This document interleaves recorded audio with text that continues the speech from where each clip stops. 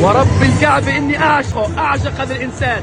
جاي حامل أذن عامل حركة الألمان، وبتطلع على الألمان وبقول لهم إذا عملتوا لنا هذه الحركة من منطلق الدفاع عن المثلية، فإحنا بنقول لكم نعم، هذه الحركة عملناها لما أوزيل تكلم عن الإيغور وتكلم عن المسلمين، ولما تصور مع رجب طيب أردوغان حرمتوه من المنتخب وأبعدتوه.